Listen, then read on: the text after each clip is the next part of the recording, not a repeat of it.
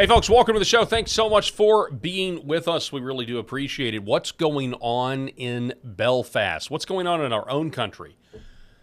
Pretty incredible stuff. I would say what's going on in Belfast is not actually happening in a vacuum.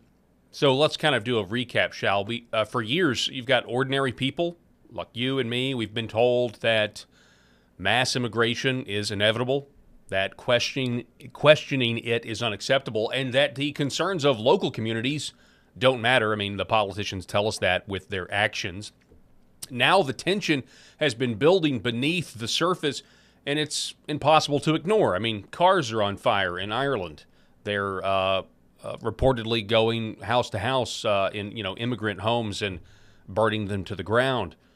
The argument from the political class, though, has always been that diversity automatically makes a society stronger, which is insane. That is a lie. That's not true. History shows the more fragmented a population becomes, the harder it is for people to actually unite around common interests or values.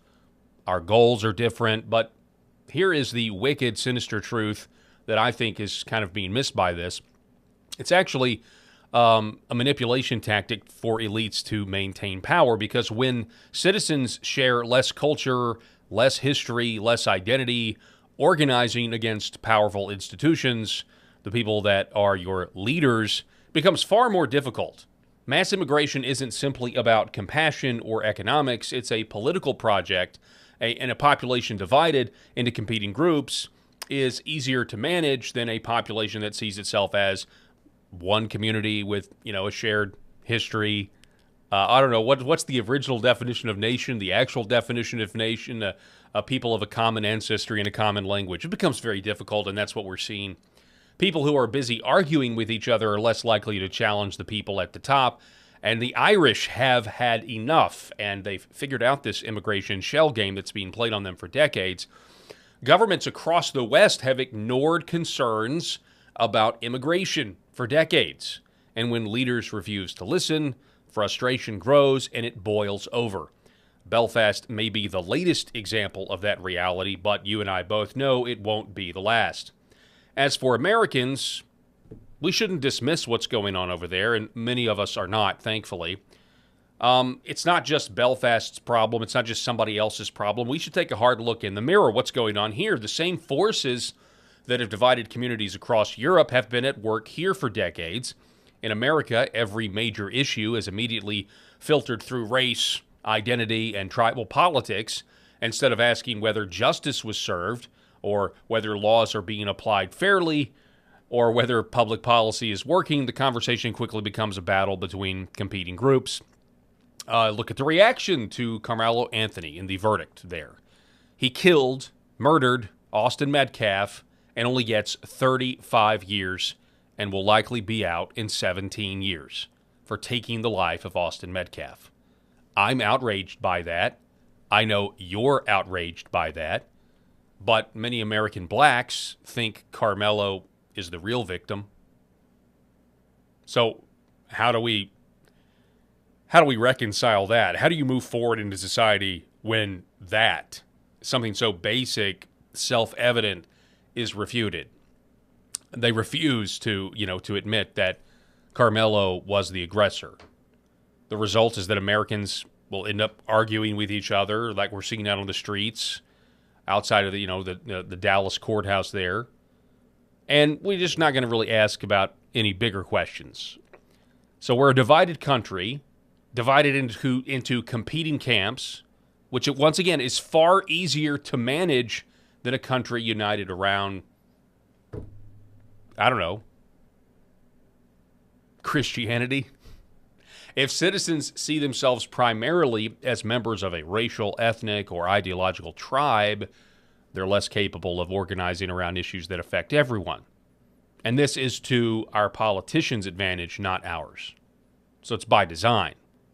The immigration debate follows this exact same pattern. Millions of Americans have expressed outrage about illegal immigration, border security, the impact mass immigration has on our wages, our jobs, our local communities turning into violent third world hellscapes. Yet year after year, Washington will give us excuses, or maybe get some movement on it, but then Renee Good dies, and so we pull out of Minnesota.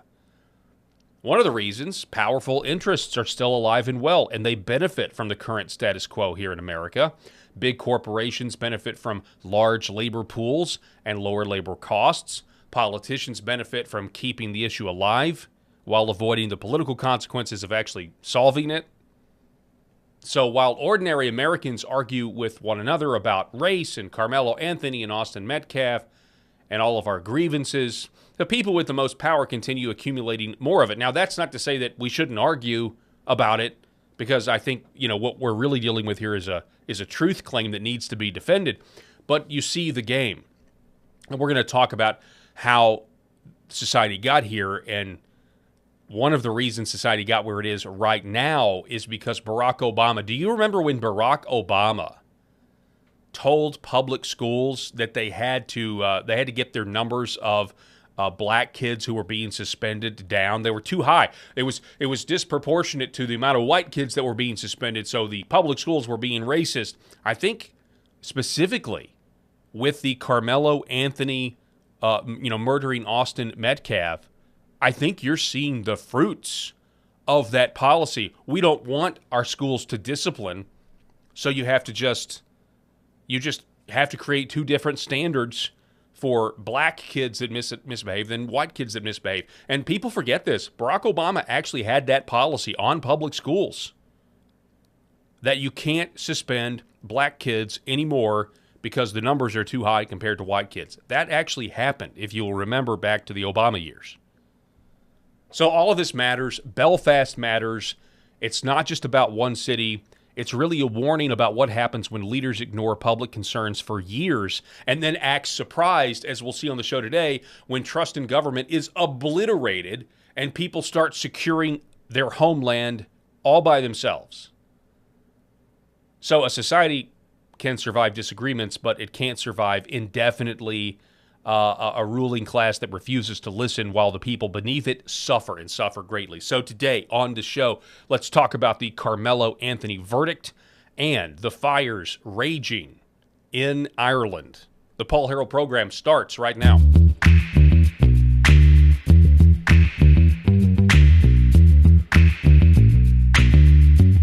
The Paul Harrell program. Hello, ladies and gentlemen. Man, it's been a great, 22 hours since I last saw you guys, so really do appreciate it. Rob Spencer, our co-host, is en route, so we do have Rob with us, and tomorrow we may have Rob and Eric back with us. I'm not exactly sure, but I know that they miss being here. But Rob will be rolling in, skating sideways, as he likes to say, very, very soon. And I'm really glad, because I want to get his take on Karmelo Anthony. I mean, it was a busy day yesterday. Right before we came on the air, we got news of his verdict, guilty, and then by the time, went to bed last night, okay, we get the sentence. He's sentenced to 35 years for murder. First-degree murder, he gets 35 years. And obviously, you've got to assume that the judge here is taking into account. You got to wonder, is he taking into account the volatility of the situation? Is he hoping this will somehow appease the mob? Well, he only gets 35 years, or, and he'll be out eligible for parole in 17 years, which is just totally unacceptable. I'll tell you what else is unacceptable about all of this.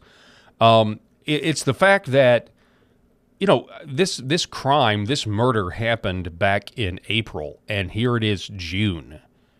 And I just think it's really frustrating to think how slow the justice system moves at this point. And obviously, I believe that Karmelo Anthony should not only have been found guilty of murder, I think the sentence should have been the death penalty. And years ago, that's exactly what would have happened in this country. And years ago, it wouldn't have taken over a year for the sentence to be carried out. For the investigation, the trial, the guilty verdict, and the sentence to be carried out. But now that's not the country we live in. And by the way, that's one of the reasons why I think our country is in the state that it's in. It's just like we skate around. We take as much time as we possibly can to skate around an issue to avoid a clear black and white truth that's pronounced. And it just basically means that there's always another chance. There's always another argument to be made, and it really is not good for the stability of our society. So that's really frustrating to me, just in and of itself. But then, then we find out that he's only getting 35 years. He's likely going to be out in 17 years, which will make this guy somewhere in his 30s, in his mid 30s. He's going to have a full life. You would expect. I thought I was old when I was 30. Now I'm 40. I realize, you've got a lot of life left to live. And yet Austin Metcalf was denied his life. He was denied basically his entire life, And so this doesn't seem fair at all. And yet there are still people out there who are upset that he's been convicted. There are still people that think that somehow Karmelo Anthony is the victim. And I don't really know where you go from that. I don't know how you reconcile that. It just seems like we are a divided country, but it's, a lot of people like to say, we're a divided country, and they almost seem to want to use that statement as a reason to quit fighting or quit making your arguments, which is, of course, not what we need to do at all. One of the things that we could do to stop this nonsense is to get rid of these female judges that continue to put their racial preferences of how they want the world to be, trying to wish it by letting career criminals out on bail over and over and over again. Not just bail, just literally giving them no sentence at all. I mean, that'd be one of the ways we could do it. But I do want to say, let's actually get into what I talked about during my monologue about what Barack Obama did, because honestly, that's going to give us a lot. It dawned on me, it wasn't just me. This American Tribune over on X posted a highlight from an author by the name of Jeremy Carl. Jeremy Carl wrote a book called The Unprotected Class about anti-whiteism throughout our country.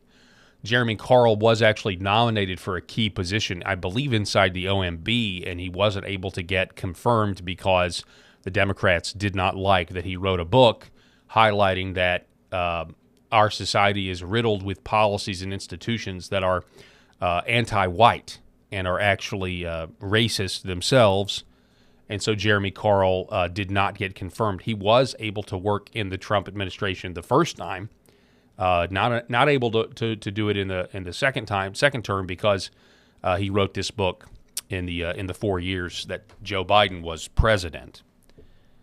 But this is an excerpt from The Unprotected Class. Quote, the Obama administration went out of its way to emphasize the importance of disparate impact in school discipline because they effectively threatened schools' funding if students were disciplined at substantially different rates than their race's share of the population, ignoring the fact that some groups have objectively worse behavior in schools. White people and Asian people, students in particular, became victims of violence in schools at increasing rates. Just as in the adult world, not punishing students who engage in violent and even criminal behavior makes life more dangerous for everyone.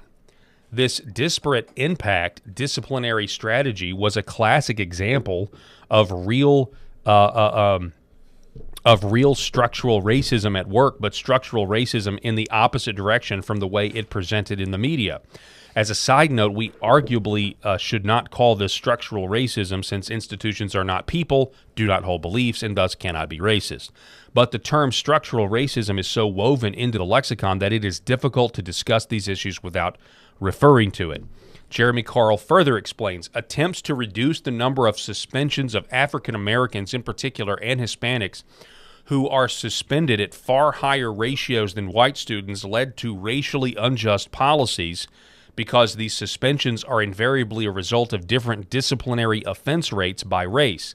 Asian American students are suspended at even lower rates than whites, but also make up a much lower percentage of students, and thus, for this and other political reasons, tend to be less a part of the conversation around school discipline. Federal bureaucrats, however, are on a mission to make suspension numbers by race equal in the name of equity, though the behaviors of these groups are different. Thus, white students and disproportionately white teachers are put at substantial risk. Ultimately, the Obama administration pushed policies that disproportionately put white students and teachers at risk in order to hide facts about the disciplinary records of black and Hispanic students, because Democrats were uncomfortable with the underlying demographics of school misbehavior. These policies put pressure on schools to not discipline kids like Trayvon Martin and Nicholas Cruz, who would reasonably have been expected to have a criminal record had policies been enforced in a race-neutral fashion. They led to not just numerous traumatized students at schools who were the victims of predators, but in some tragic cases, to dead bodies. Again, that's an excerpt from The Unprotected Class, How Anti-White Racism Has Teared America Apart by Jeremy Carl. So my question here is, do these old policies where you can't discipline black students, did that contribute in some capacity to what we saw happen with Karmelo Anthony and Austin Metcalf? And I think it certainly did.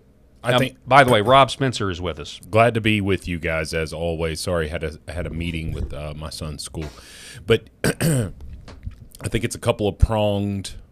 This has got several forks to it. Number one, you've got the media. Let's just be honest, because you are 50 times more likely as a white person to be assaulted by a black person than you are if you are a black person to be assaulted by a white person. Okay? Violent crime, you are 50 times more likely to be assaulted by a black person. And so somebody wants to talk about, then the over-policing of it. The police are going where the crimes are.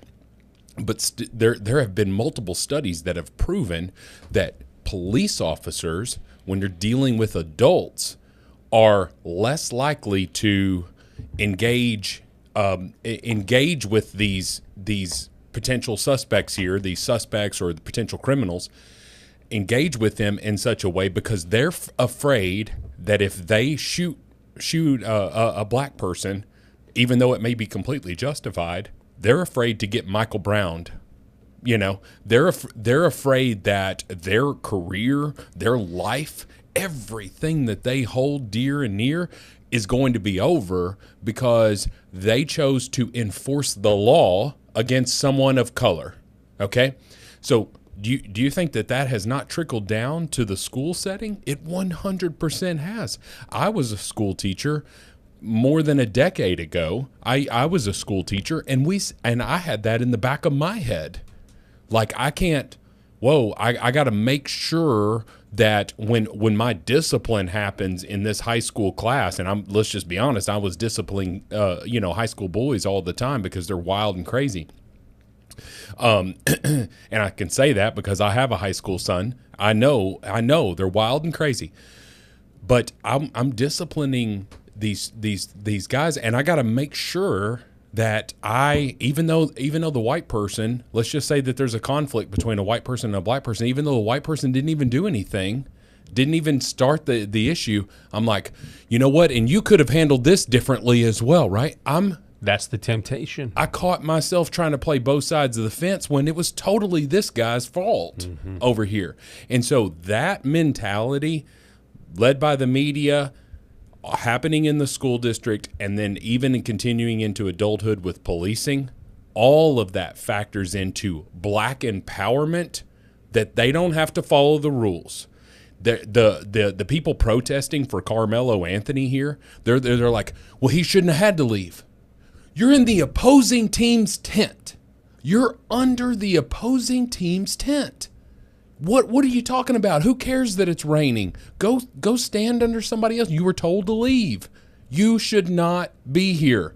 It's like walking into the opposing team's locker room. You can't do that. That's just not the way things are. And people are saying, and that is actually a totally, because we keep saying, like, I keep trying to figure out what about this why do they think this is so justified? But it's being told to leave. Yeah, they can't stand that. And if you go look at any of these meltdowns that happen at Waffle Houses or Burger Kings or Wendy's or whatever, when the manager tells an unruly black person to leave, that's when they get up on the counters. There's countless videos of it. It's being told to leave. Is a triggering thing for them. They have this generational thing ingrained in them because of the media, because they weren't alive, that said, when I'm told to leave a restaurant, it harkens back to the black only and white only restaurants. That's what it is. That's right. It is. And so that's where their mind's at, and they're saying. And I worked for one of my bosses at one of my other companies. She was a black lady, and she met every single solitary stereotype of a black lady who was in position of power with a chip on her shoulder. She met every stereotype with that. And she told me flat out, she goes, "Rob, we're tired of complying. When they say, why don't you just give the police officer your driver's license when he pulled you over? Instead of arguing with the police officer." Why in Karmelo Anthony's situation here, you're under an opposing team's tent. You've been asked to leave. You've been asked to leave 15 times by many accounts. You're not leaving. So, but they say, I don't have to comply, because when I comply, that's giving in to the man. That's giving in to the white man. I can't do that. I can't do that because I won't have any respect for myself. And so but you're built up. You're so built up and ingrained with your blackness that you can't see anything outside of it. I'm going to tell you, there are tons of black Americans right now that have not gotten behind Carmelo Anthony because they know right and wrong. But then you got these people that are out there protesting. Not the family members. You expect that from the family members. But you got these people out there that are protesting that said he shouldn't have had to leave. He was just trying to get out of the rain. And he was being attacked by a mob of people, and he had to defend himself. He went in there with that possible scenario in his head, or he wouldn't have had that damn knife in his backpack, Paul. He went in there with that possibility in his mind, or he wouldn't have prepared for it. He went down there. Let's just give him the benefit of the doubt and say he's just trying to get out of the rain. You're just trying to get out of the rain because your team's tent is there. You brought a knife to a high school track meet. You've already started out on the wrong foot, and then you had your hand in there the whole time. I saw this video, and it's this two inbred country A white dudes, and they're standing out in front of a dumpster, and they're having an argument about, you put your trailer on my part, like backed your trailer on my stuff or whatever. And they're having this argument. He's like, you need to turn around and get on out of here, whatever. And it actually had a bad ending because this dude, one of the inbred white guys, is standing there, and he's got his gun in his hand.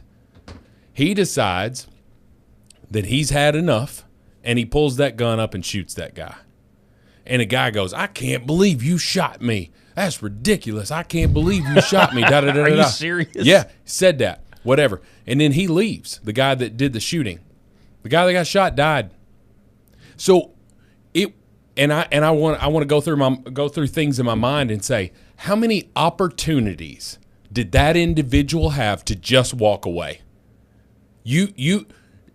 They say live to fight another day. What are you going to do, Carmelo Anthony? Are you going to take on this entire track team that's standing in front of you? You're going to take on that? You're standing under their team's tent. What are you going to do? You're going to take them all on? No. You came there with an intention. You had that in your backpack. And I'm going to say this. I'm so sick and tired of people, just because you're black, you just agree with whatever the black person does. You're effing stupid. I want to say stronger words, won't do it.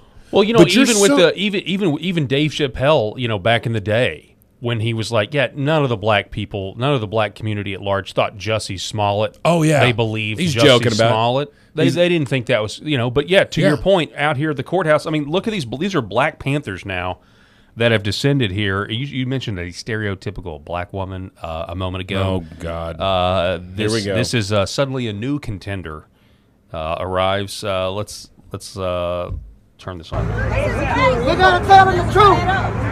Who don't get stop that cool ass shit? Don't nobody want to hear about what we do to each other.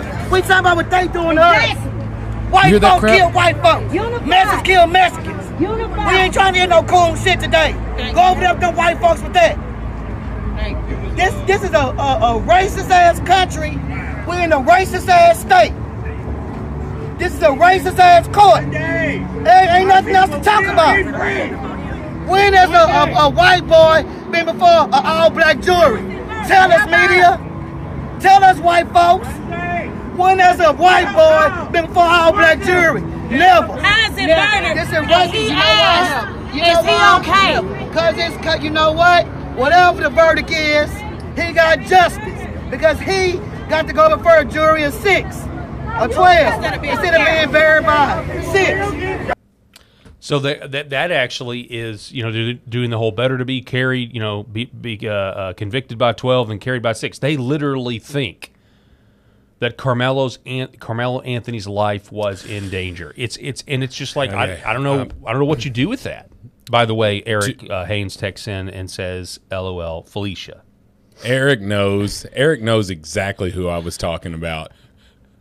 He's talking about the black boss I used to work for. He knows exactly, and I don't care if she watches this because she's a crazy ass. Oh, I'm sorry. I thought he was calling this lady. You know what, Felicia. You know what? If you want to know what I'm talking about, when this lady I work for who had every stereotypical blackness about her, it's this woman. I got two things. To say. Number one, I felt dumber. I'm sorry, I thought it was by Felicia. I thought that's what we were talking about. No, it just happened to be that this crazy woman's name is Felicia. Okay. Number one, I feel dumber having watched that rant. Okay? I feel dumber having watched that rant. Number two, I'm going to have a third point. I said 2 points. I'm going to have a third point. Number two, this lady needs to seriously look into a breast reduction. Okay? That cannot be good for her back. And I've become more and more increasingly concerned about my back as I've gotten older. And I have concerns about her health. Okay. And then the third point here is that when it is one of the most extreme examples of low IQ.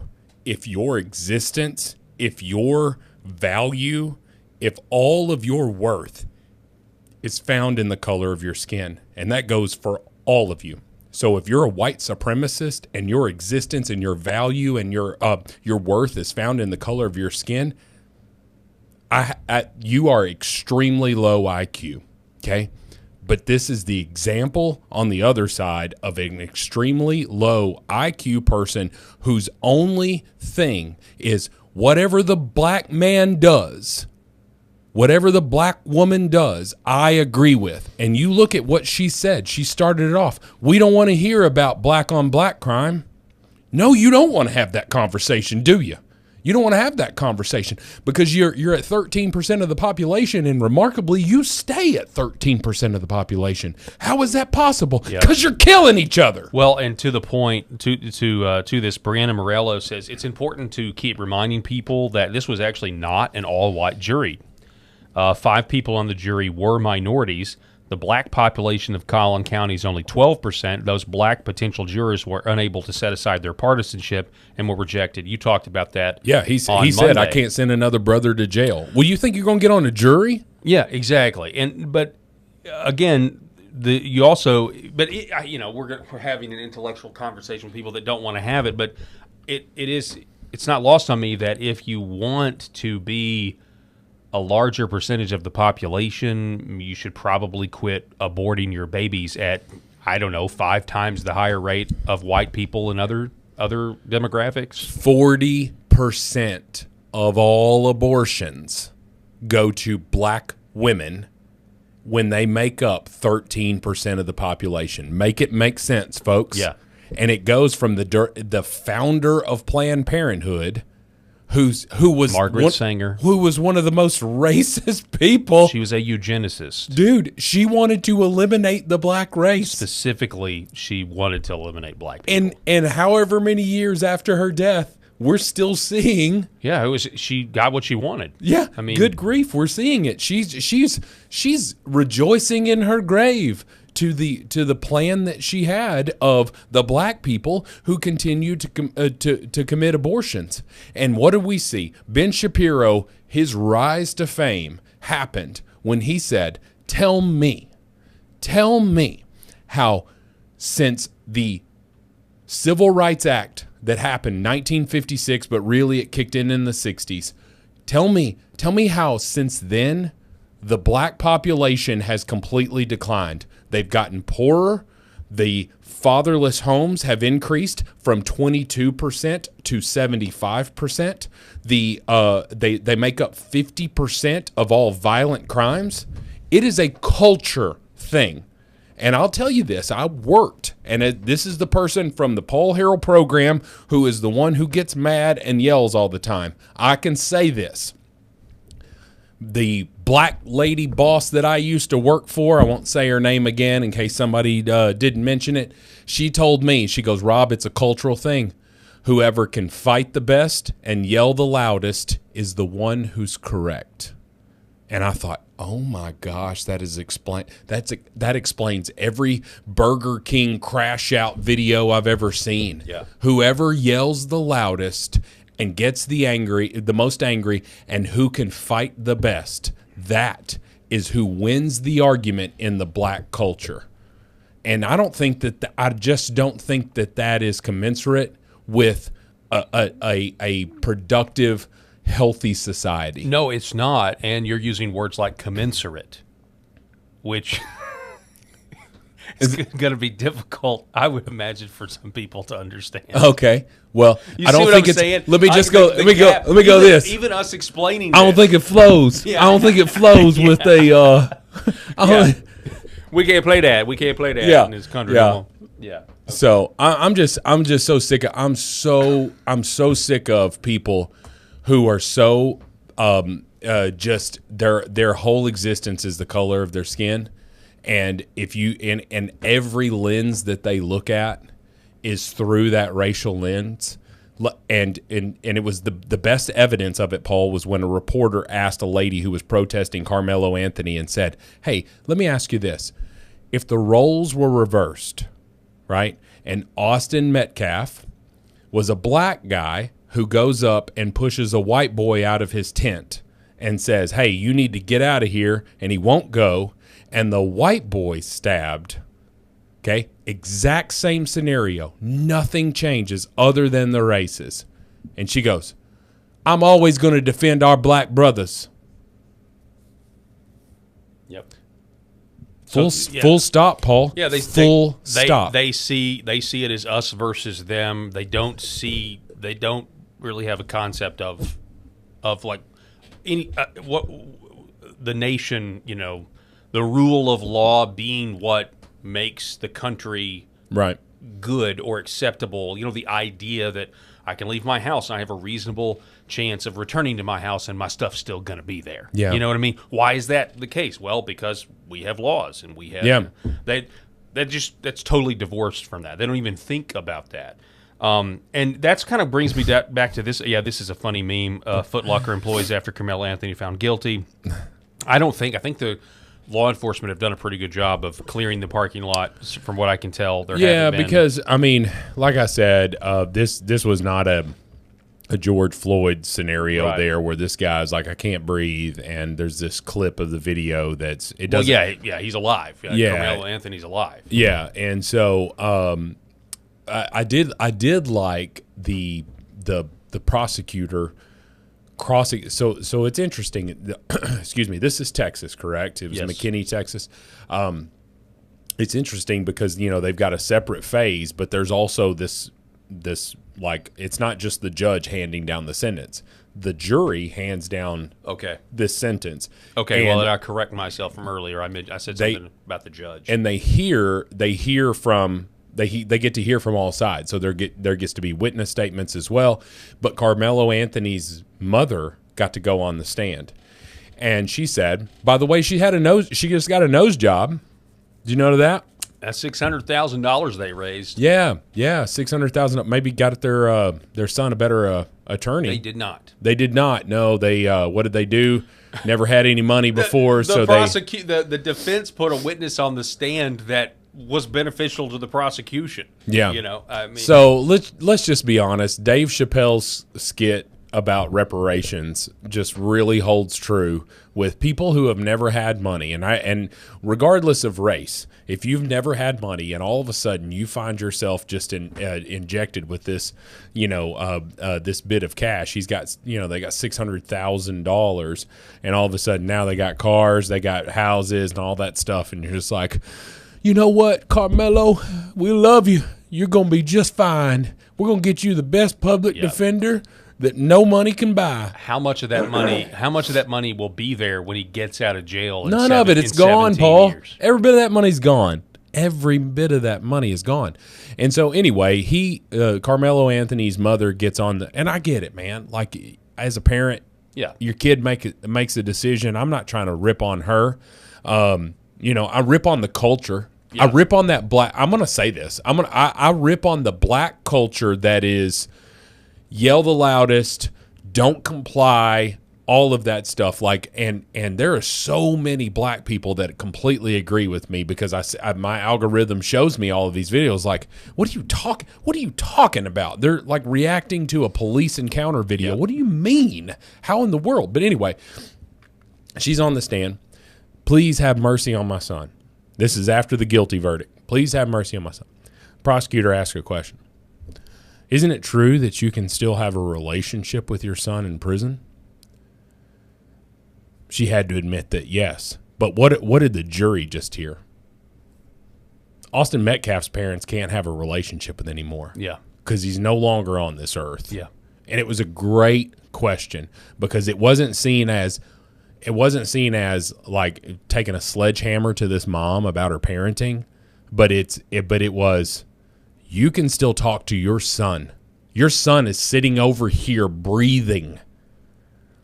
The parents who lost their child, their son is gone and he's not coming back. And there's a huge difference there. Your son should pay the piper. And I was listening to you as I was driving there. 35 years, in my opinion, is a joke. Total joke. I think it's a joke. I think that they looked at it through the lens of he was 17, 18 years old at the time of the murder, and they wanted to try to give him some sort of life. I can only hope that the parole board in 17 years will look at this case and say, yeah, dude, you murdered somebody because you didn't want to get your hair wet. Let's be honest. You didn't want to get out. You didn't want to get out in the rain. You didn't like some white people telling you to get out of their team tent, and you murdered somebody. I don't think you get out in the minimum. You would think. I hope. It just depends on what happens with Texas. Depends on the political environment. 17 years from now, we'll see what. Yeah. So I will correct this because our comments are telling us this. He applied to have a public defender. It was disapproved. Or what's the word? Not approved because of the give, send, go where he got $650,000, and so but that money was long gone, so they got a pro bono attorney. But every account, I saw so many legal things here that just said that every account the attorney for Karmelo Anthony just completely fudged the case. Yeah. Oh, terrible. Yeah, this is a terrible job. If you pay for I know Johnny Cochran's long dead, but pay for the Johnny Cochran law firm. Yeah. If the glove don't fit, you must quit. What does it say? He might have had a better chance. What does it say though about? I mean, to me, we open with this Jeremy Carl piece. This right here, the unprotected class. You see on your screen there. But what does it say? I mean, I think this sentence shows that I mean, it just confirms, what Jeremy Carl wrote in his book, how anti-white racism is tearing America apart. To your question about role reversals, I mean, do you think a white kid's getting 35 years out in 17 or eligible out in 17? If this no, there is no way that happens. So it's totally outrageous, and it shows that we're not a serious country. Yeah. Matt Walsh with some sarcasm here. He says, this is so devastating. Imagine being a black parent tonight. How do you protect your children? If they go out and stab just one person, they might go to prison. Yeah. It's like a black man in America can't even murder anyone anymore. Unimaginable. Jim Crow all over again. I'm furious. Yeah, there was a stupid-ass lady that was interviewed, and she goes, they said, what are your thoughts on it? She's like, what do I tell my sons? I saw that. We covered that yesterday. Yeah. What do I tell my sons? How about don't stab people? Yep. Don't talk crazy now. More from Walsh. Consider all the blatant lies that activists tell about cases we've all lived through. Cases where there's video and forensic evidence disproving their claims. Think about how the false narrative spread anyway and eventually become mainstream orthodoxy. Think hands up, don't shoot. Yes. Now go back and consider every supposed racist atrocity from decades or centuries ago. Every innocent minority wrongfully persecuted by racist whites. I'm not saying that all of those stories aren't true. I'm saying that you can't assume that they're true. If they can lie about the stuff we all witnessed with our own eyes, imagine what they can do with the things none of us witnessed. Yeah. Wow, that's something to think about. And then you're going to get this. You're going to love this one. Jasmine Crockett. Oh, so look at this. Jasmine Crockett is on a podcast. Fake hood rat. And she is trying to excuse the stabbing because she says the knife really wasn't a deadly weapon, even though the knife killed somebody. But the knife wasn't a deadly weapon because it was small. Wait a minute, was it a switch? I don't know what he had. It was like it seemed like it was a multi-tool, almost like a Swiss Army. Like with the little scissors and everything and whatever. So it was small. Well, I would have argued the size of it alone, you wouldn't even think it's a deadly weapon. And that's forgot he had it in the bag. If it was one of the little, like I don't know, like I do think. Well, that's why he went to his coach and was like, but I don't think I hurt him that bad. Awful. Wait a minute, was it a switch? I want to. The level of stupidity that comes out of this woman's mouth, I don't think can be calculated. It's just, we're talking about one of the dumbest, quote, smart people due to her education. We're talking about an educated dummy, okay? There's no other, she is so full of her ridiculous blackness. I can't even understand. Like, I can't. I love the fact that this woman will no longer be in Congress, but do you think she's going to go away? No, she's not going away. She's got way too big of a name. Now, there was a Cori Bush who was the dumbest member of Congress, and she's been out now for 2 terms, but she was representing St. Louis for Missouri. She was and she was the one that wanted reparations. Yeah. She wanted to eliminate police officers. I mean, you're just talking about a complete total moron. And she lost. She got primaried and came in 3rd place. That's how stupid she was. Even the liberals in St. Louis were like, this bee's crazy here, you know. But anyway, Jasmine Crockett comes in. She's a Rhodes Scholar, which, you know, now we look at it through, you know, DEI and, you know, affirmative action. Was she a Rhodes Scholar or was she, you know, I don't know. But I can tell you this woman is completely, she's educated, but she's a complete moron. Mm-hmm. And for every time she talks, she's going to be on a podcast. She's going to get a MS Now show. She's going to get something because her name is too big, and that's just unfortunate because we're going to elevate the absolute retarded people of the world. See, you sent me. Okay, well, let's just cover this real quick. Okay. So I'm not going to play this video because it's just a guy reading the quote that I'm about to read. Austin Metcalf's father delivered a very powerful message straight to his son's murderer. You can't look me in the eyes, but you can stab my effing son.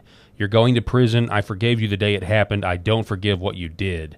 This was never about race. It was about right and wrong. My son's death destroyed the person I used to be. He does not exist anymore. That's Jeff Metcalf's statement that he read to Karmelo Anthony. Can you imagine? Who could not look. I think it's all of our anybody who's watching right now who is a parent. Let's just be honest.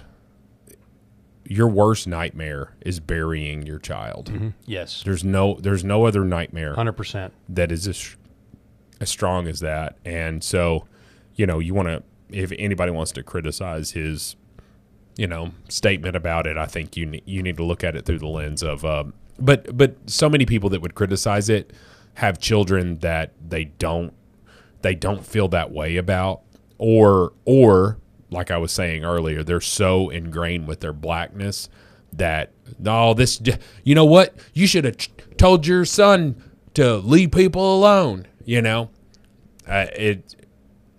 What we're seeing is the worst of the race wars, and we're seeing the media just kind of usher it all in. And I love this girl. So Idaho mom. Idaho MAGA mom. She is a great follow on social medias. Just gonna. So, is the guy in this video that she's making fun of that we're about to watch? Is he real? Because to me, it seemed like a parody of a crazy leftist. He's It reminded me of Will in the. I mean, literally, he almost even looks like left-wing Will. The card game that I wrote. He reminds me of a real-life version of Will, which was a stereotypical leftist. So she stitches a lot of videos. If you want to follow her on social medias, she stitches a lot of videos, and she just let's just let this be, because you'll see how good she is. Right. People. The young man was found guilty. Yep. I feel as though a knife has been driven right through my heart. There was a real knife driven through the heart of Austin Metcalf. And I don't know how I'm going to make it through the day, the week, the month, the rest of this year. Prozac, a safe space, a padded room, some new crayons, a puppy. I don't know. You'll figure it out. You know who didn't get to make it into this year? Austin Metcalf. I thought that we were past this. Past what? I thought we were past this white privilege crap. I don't know what to do. Lay off the estrogen and propaganda would be a start. I think all we could do now is take it to the streets and protect our brothers and sisters. Yeah, by locking up murderers. Next. I mean, and sisters. I can't believe that this guy is real. Like, I can't believe that is not. I mean, yeah, it's a funny video. She makes great points. Ridiculing this guy, but it just is interesting that he's not pretending that this is an actual leftist who is heartbroken about the conviction of Karmelo. He 100% is, and these people exist, Paul. I promise you they exist, because I've encountered them. I met almost a clone of this guy, and he's walking around with a perpetual tear in his eye for the state of the world. They hate America. They hate all of I thought we were past this. Like, dude, you need two things. Number one, you need some testosterone, okay? And number two, let's just be honest, you need some serious mental health. Yeah. Because this guy, Yep. this guy's no more than a couple of tragedies away from offing himself just to try to improve the world. I just thought I would just off myself. What is that in the background? I'm just looking at the background. What is that? What is that hand? Is that some sort of sexual toy? Paul, that's what you were thinking. Yeah. You just wanted to let it simmer. You didn't want anybody to say it. No, I think that's a sex. I mean, is that for fisting? Is that what they call it? No, but that. Oh my! What is? Oh my goodness! These people are crazy. Yeah. Well, they exist. They exist. Sorry. That guy, man. So let me ask you this. Let me ask any person, anybody watching this, do liberal soy latte men add any value to society? Because you can say, oh, well, they're great IT professionals, they're great at making my latte at Starbucks, you can say all of these things, but I'm talking about when you're talking about adding value to society, when the chips are down and Russia's invading the United States or whatever, you going to turn to one of these beta males? No, you're not. You're never going to turn to these people and we've seen videos where this guy is with his wife and they get attacked and he runs away faster than his wife does and lets his wife take the brunt of it. Versus me or you, that's literally like the only way you're getting to my wife is if I'm dead. Yeah, I'm going to have to be dead. Yeah, that's the only way that it happens. I talk to my teenage son all the time. I said, son, I can forgive anything. I cannot forgive if you, if we're not here and your sisters are here, if somebody comes into this house and attacks your sister and I come home and you're not dead, I'm not going to be able to forgive you. And now I'm not being literal with that. I know what you mean. But the point is you better die before you allow them to get to your sisters. That's our job as men. That man with his soy latte, depression, anxiety, going to his therapist twice a week, you add zero value to the United States, in my opinion. Yeah. All right, we're going to reset here and take a break, but we're going to continue with this discussion. I'm glad it worked out the way it did. First half of the show today is about what happened with Karmelo Anthony and the verdict with the murder of Austin Metcalf. And now the second half of the show is going to be about what happens and what is happening in Belfast and what happens when you push a country too far, when you push a people group too far. In this specific instance, we're talking about the Irish, who happen to be white. What's going on in Belfast is the result of the political class essentially running a proxy war against their own people via the immigration policy, and the Muslim in the gangs and everything else. And it's gotten to a boiling point. And if you won't secure your own homeland, if the government won't do it, the people of Belfast are saying, we're going to do it, and they are now resorting to violence. Yeah, so they're over it. Let's talk about that when we come back. What do you guys think about it? I'll be interested. It'll be interesting. We're going to have a great conversation about that when we come back. Don't go anywhere. This is the Paul Harrell Program. Back in a moment. For centuries, light has been used to heal.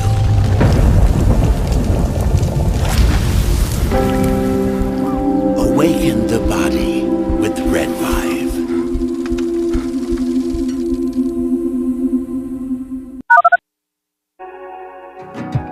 Why is Red Vive different? What sets it apart? What sets us apart from the standard red light panels? This is a medical grade device, and what that means is the red light bulbs and the near infrared bulbs have very specific wavelengths. If you think about the wavelength as the medicine, the 635, the 670, the 810, the 850, those were specifically chosen because those are the most powerful effectors of the cells.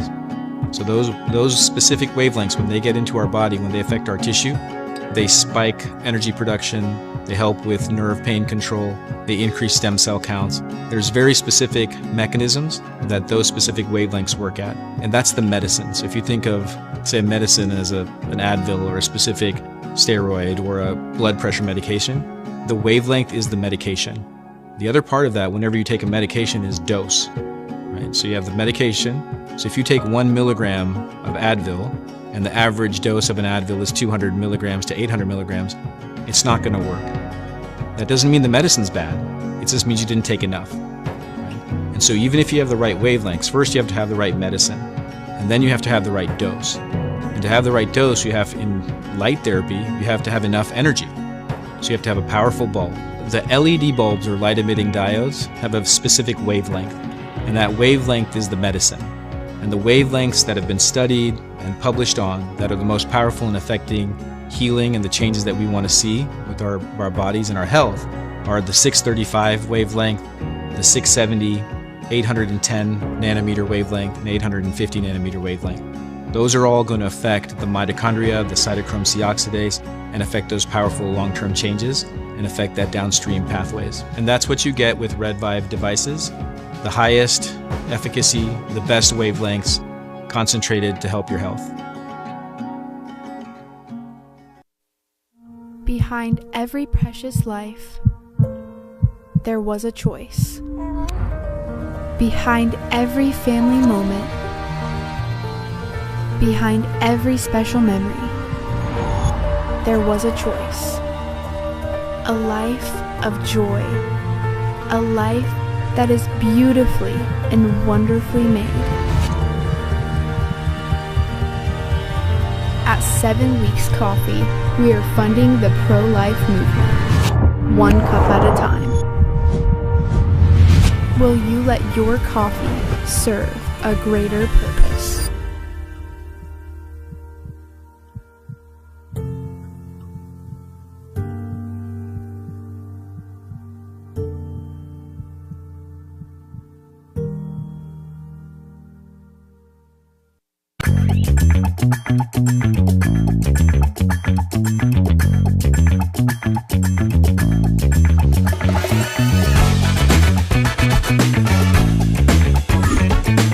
The Paul Harrell Program.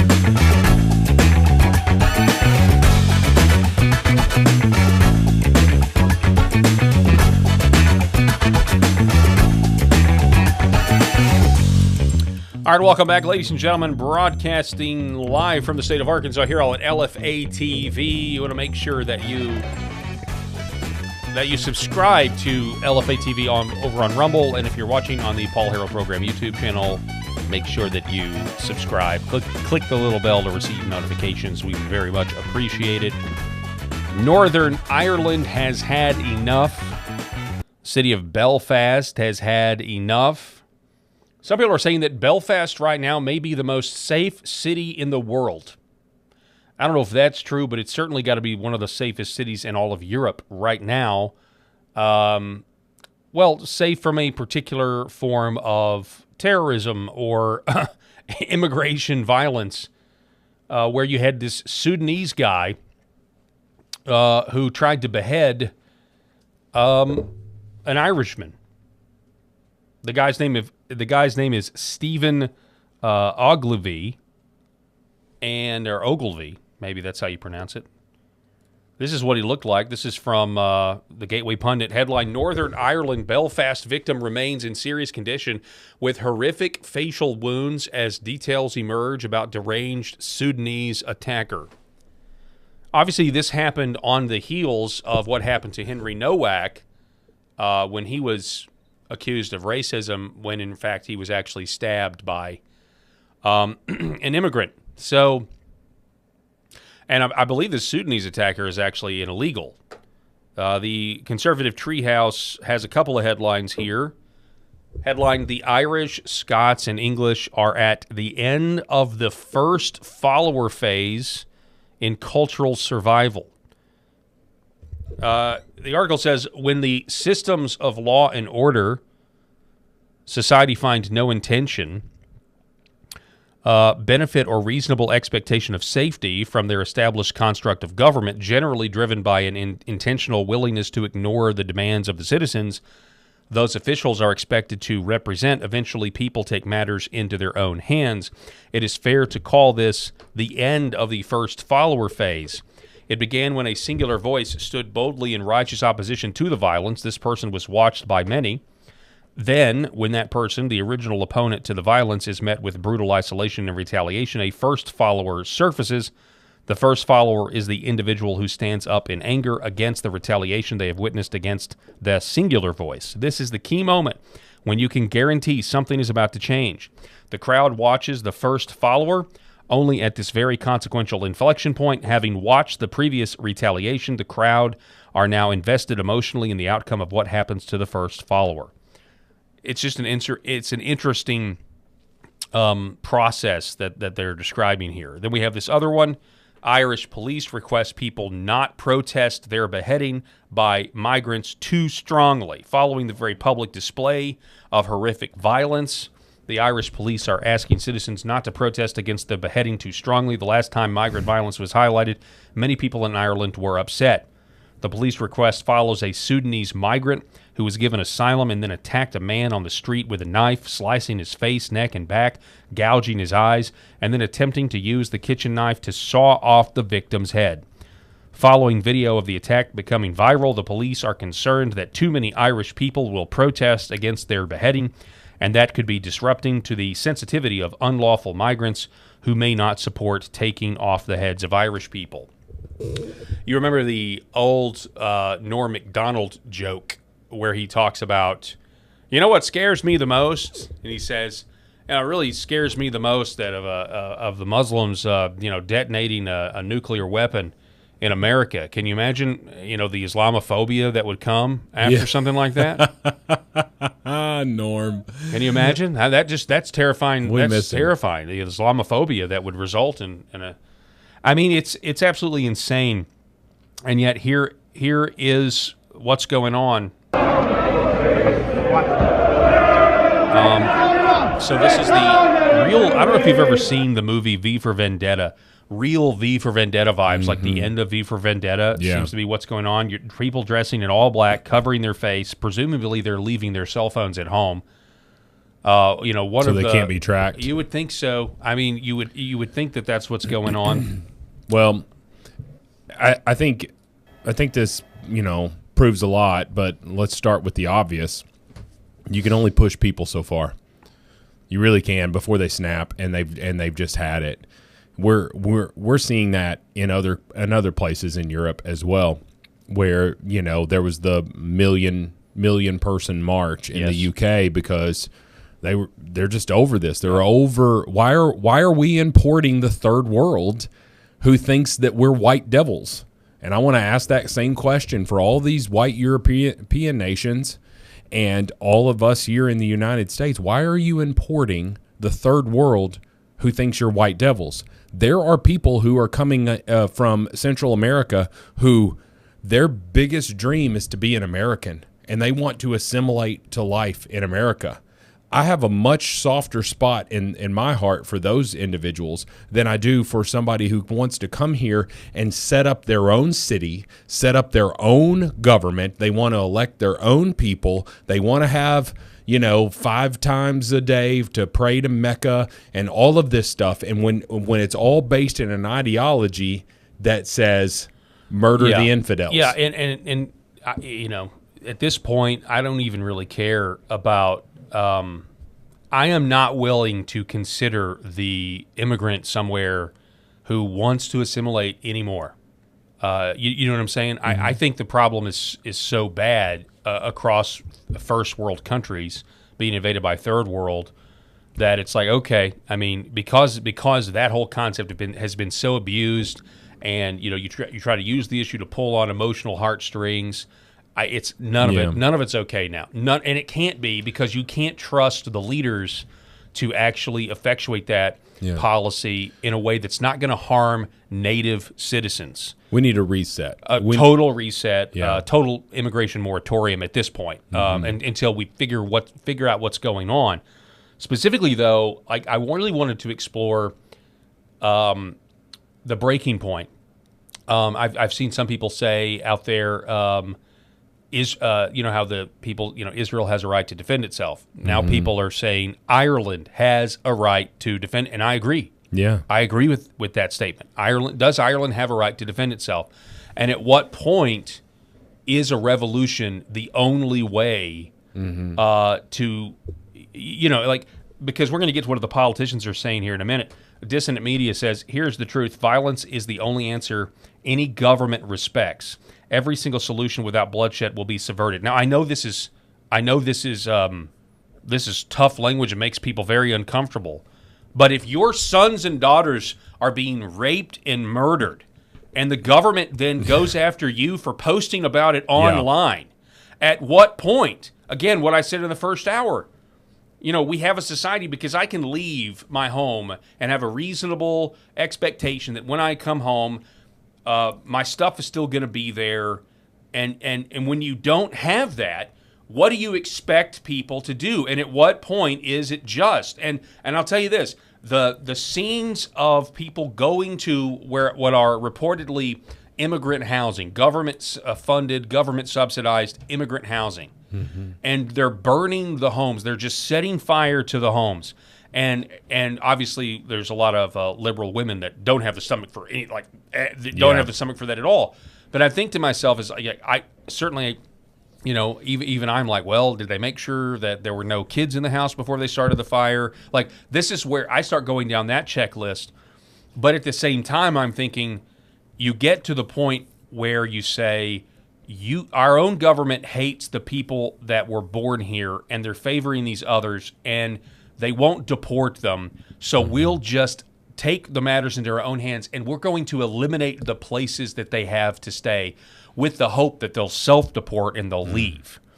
This is a logical, you may not like the tactics, but it's a very logical step to take when the government has essentially destroyed the people. It's essentially like a landlord who cannot get a tenant out, and they can't do it legally because the government is failing them. So what do? They make the life of that tenant as miserable as possible.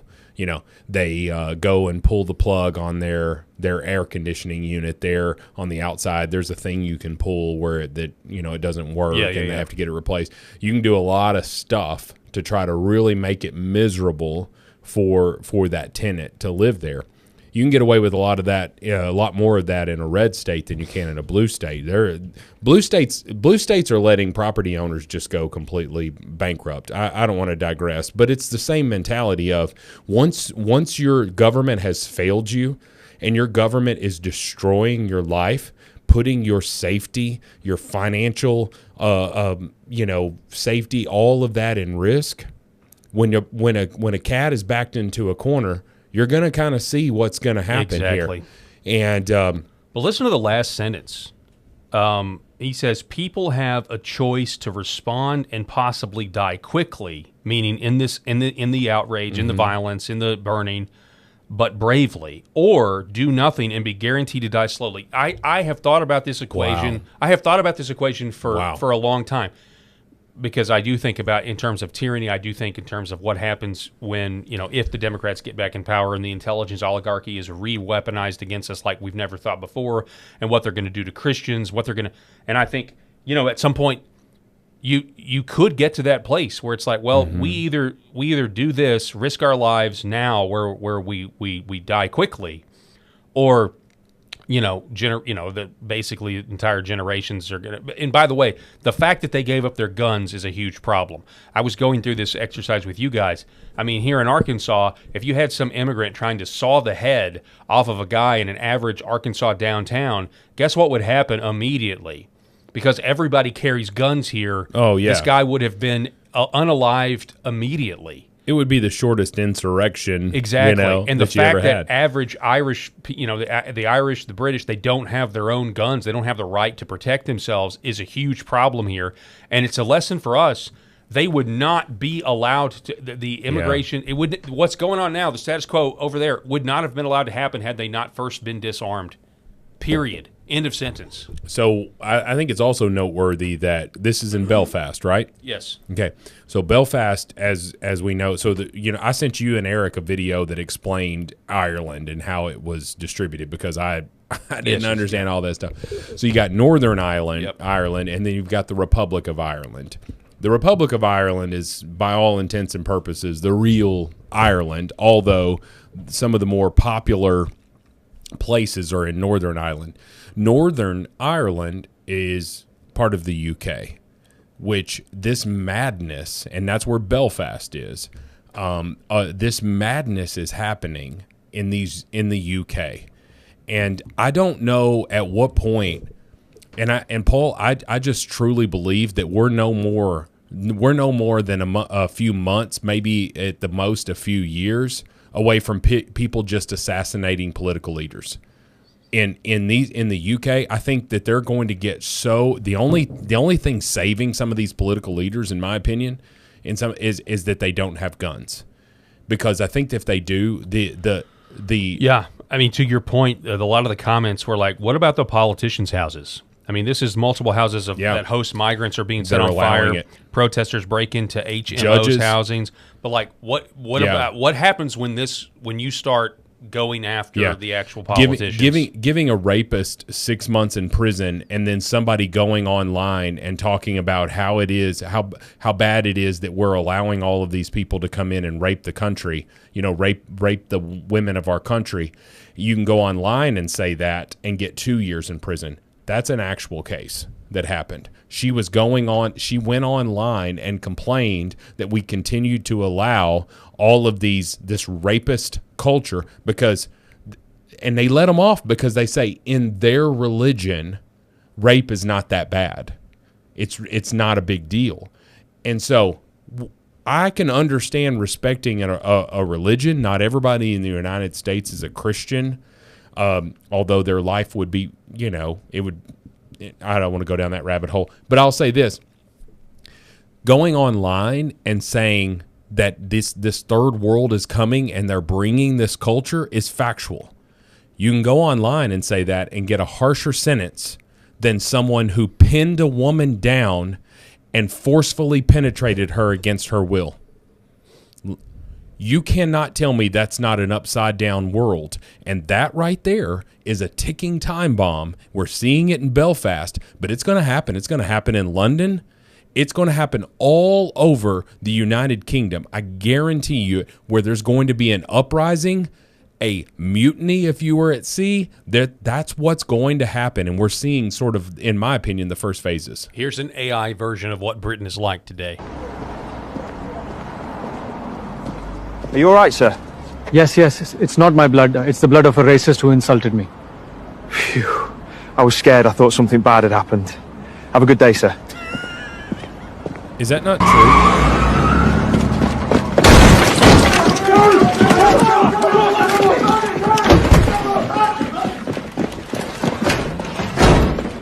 You're under arrest for daring to criticize immigration on internet. Okay. I don't know. I think I don't know that that's AI. I feel like that's a real video. That's a real video. Oh, thank you, sir. I thought something bad had happened. I was worried for you. Well, he said something racist, so I killed him. That's the world. That's the world that we're living in at this point. And let's just go. Let's just go with it. It's going to be the white people that have to revolt. Well, that's what Western European people are. Yeah. So what are we saying? Told that they can't have that them being a majority white country is bad. They can't have that. Because why? Yeah. What do you think would happen if a bunch of white people infiltrated their country and tried to set up white Christianity? It would never happen. What do you think would happen? It would never be allowed to happen. But when they do it to us, oh, you're racist. Yep. You can't. Oh, my gosh. And it's white liberals that enable it. Every damn one of them, white liberals. So our friend Andrew Paquette retweeted this, and I don't know who this guy is. He says he's Japanese. He says, as a Japanese, I can't wrap my head around what's happening in the UK. Hundreds of thousands of young girls raped by grooming gangs. Fathers who reported it got arrested. Citizens told to stay quiet. If this happened here in Japan, it would already be civil war. Why isn't the British military staging a coup? What are they even doing? This makes absolutely no sense to us. Can any British person explain this madness? Now, there is talk online, Rob, about how a British submarine commander right now, that's in the area, has a lot of autonomy. Meaning for this to actually for there to actually be some sort of civil war or some sort of coup, it would really only take one commander of a sub that has access to the weapons that are on that sub to essentially say, you're going to stop. We're going, and people are now starting to say, outraged Irishmen are now saying, we asked for deportations, and now we don't want deportations. We just want blood. I mean, that's where this is heading. It's a tipping point, and this is not. tipped. And everybody's trying to say that it's an overreaction because it makes polite society uncomfortable. It's the same people that tried to basically tried. I'm going to say this. I believe they tried to frame Aaron Spencer here in Arkansas. Oh yeah. And they hid the dash cam footage that cleared him because polite society is so uncomfortable that a father who's now going to be the next sheriff of Lonoc County in Arkansas went Wild West and took matters into his own hands and killed his daughter's rapist, molester. And the police couldn't handle that. They can't. They can't handle. You took things into your own hands, right? And you solved this. And yet, that's exactly every normal person says he did exactly what should have been done. He just took out the trash. It would have been the quickest, in my opinion, the quickest deliberation ever heard by a jury. Especially when they got the biased judge off of that case. Yeah. Because then that the jury would have heard the actual evidence, which the prosecution looked at it and said, yeah, we're wasting a lot of time and taxpayer dollars here, and I don't want to have a loss on my record, so we're going to drop this case. And we're going to blame it on that loss SD card from the thing. But we should have never – we didn't have – even with that, we didn't have a case. Yeah, you're probably right. So Conor McGregor, the UFC champion, who is I'm finding out incredibly unpopular with many of the chirping people online in Ireland. And you think, well, why wouldn't I would feel like he would be more popular? Okay, so you mean the people that are wanting this to happen? The liberal loudmouths. Yeah. But you think because he's in sports and all of this stuff with the boxing and UFC that he would be more popular. So Conor McGregor says close the borders, enter IPAS centers militarily, and remove all illegal entrants from this island. Inviting and financing mentally deranged people from the third world is a hard no. Get them out. Stop them coming. We say no to this. To where Tommy Robinson down in the UK, lead your people, Conor. It's the only way. Interesting things that are happening right now. Conor speaks for all those gentlemen who were dressed in black walking the streets. Well, they're now setting up checkpoints, according to some. And I know the police are going to push back, but according to some videos, they're now setting up immigrant checkpoints on the roads. They're putting up their own roadblocks. Yeah. Well, and I think that the police officers they're going to have, when stuff is getting out of hand, Paul, there's always a decision that's made by the police and law enforcement. Do we tamp this down now, or do we just let it be what it's going to be, and then we deal with the aftermath? Okay. And sometimes they make those decisions. If a crowd is just getting too crazy, right? Whoa, let's get out of here. Let's get out of here for our officer safety. And I think that the strength is in numbers on this. And I think if these individuals just keep up with this, they're going to make life so uncomfortable for these law-breaking immigrants who have brought their, ridiculous ideology into this country and are literally systematically destroying it. I think that many of them are going to get uncomfortable and move. This may be a recurring thing. Wall Street Mav says if the police and politicians won't deport the third world, the Europeans will have to burn down their migrant housing until they leave. Again, this is I played this clip yesterday on the show of this liberal woman not liking this argument this British man makes when he says, well, what would solve the housing crisis is, banning immigration here. And she's like, you think that? She's like, well, yeah, because, migrants need homes. And so if there's less migrants here, there's more homes available, and that would solve the housing crisis. And she just got, so upset at that and tried to claim that it was, a stupid comment when it's the most logical thing. It's a very logical thing to say. And we're seeing people now say, well, we're going to just shrink the number of homes that are specifically for migrants.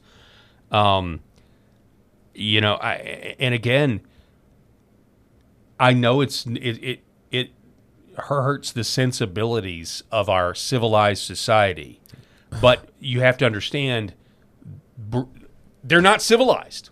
This is what you get when you allow your society to become uncivilized. Mm-hmm. You're going to get war, and it's going to be and it'll be swift. Once people are pushed to the people. I have this clip. I have this comment here about violence. Let me see if I can find it. Because I want to say, just to your point about uncivilized here, my friend was stationed in Turkey, and they wiped their ass with their hand. Okay, toilet paper is a luxury, and they literally wipe feces off of their ass with their hand, which is why it's considered an insult in Turkey to put your right hand out to shake hands. We shake hands here in America. And I want to sit here and say, okay, you want to sit and you want to tell me that you are civilized when the majority of the civilized world, and I'm not talking about third world people living in villages. I'm talking about people who live in a city in Turkey, Darmstadt, Turkey. I'm not saying it correctly, but that's the Arkansas pronunciation of that. Okay, Darmstadt, Turkey, whatever it's called. A city, buildings, office buildings. People wipe their ass with their hand. What are we doing? What are we doing? That is what you're importing into your country.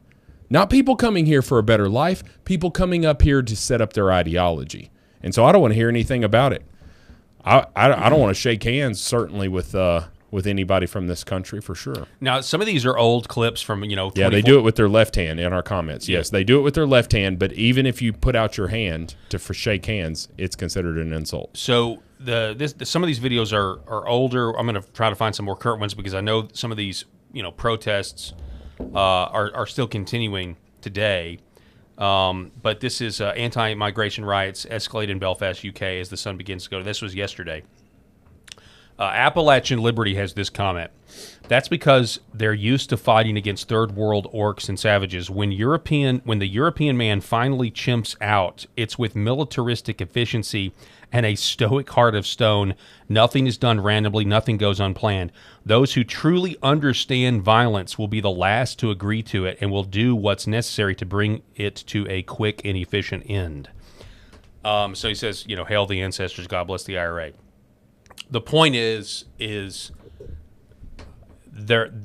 people are to a breaking point, and they're starting to consider this equation. They're starting to consider this process, the same process that cultural survival, what The Last Refuge was talking about here, following the first follower and the phase in cultural survival. That's what this is. And J.D. Vance, while he hasn't commented that I have seen on specifically what happened. Hang on one second. Let me find this. But this was before. I think this was in the wake of the Nowak murder. He said this, which is still applicable, I think, today. Mm-hmm. So to everybody in the UK who rejects that idea, I'd encourage them to just keep on going. It's okay to want to defend your culture. It's okay to want to live in a safe neighborhood. It's okay to want your job to go to yourself and your neighbors and not to a stranger who you don't even know. It is reasonable for the people in Western societies to want to control who comes into their country and who doesn't. So everybody in the UK who again, I want to be clear. Idea, I don't believe that snippet. That is not him responding directly to the fires in Belfast and everything else. But yeah, that was an earlier comment. But the point is, it is what it is. I mean, this is like when you get fed up. You don't. I don't have to live by you. I don't have to live next to you. Just out of in the interest of getting along and however you want to call it, political correctness. I don't have to live by you. Everybody wants to talk about white flight. White flight exists for a reason, Paul. It exists for a reason. It's one of the reasons also real estate prices are what they are, because people want to live away from danger and violence. And that also happens to have a demographic There's demographic statistics behind that. I don't have to live by you. I don't have to assimilate with you. I am living my life. My job is to protect my family, to earn a living, and hopefully, the biggest key, make it to heaven one day. That is my only jobs here. I don't have to sit here and cater to your feelings, to the political correct crowd who says, "Oh, that's racist. That's racist to do all of this." So, at this point, I don't consider myself racist, but my God, you're making me, because you're trying to tell me that my opinion, my feelings, my viewpoint is invalid because of this white skin. That right there is the very definition of racism. And so don't call me a racist. You hate me because of my white skin. That is race. I don't hate you. I don't hate anything about you. But if you're a violent criminal, I don't want you living next door to me. I would rather move and get out of that neighborhood. If you are a black man, a Hispanic man, a Asian man, and you are a law-abiding citizen, welcome, neighbor. Welcome. I don't want to live next to you if you're a 15-time felon who might stab my son at a track meet because he says get out of his team's tent. It's not racist. I don't have to put up with it. And the people of Belfast are over it. The people in the United Kingdom are getting over it. And it's coming to the United States, folks. There's going to be an uprising, and we don't have to put up with it anymore.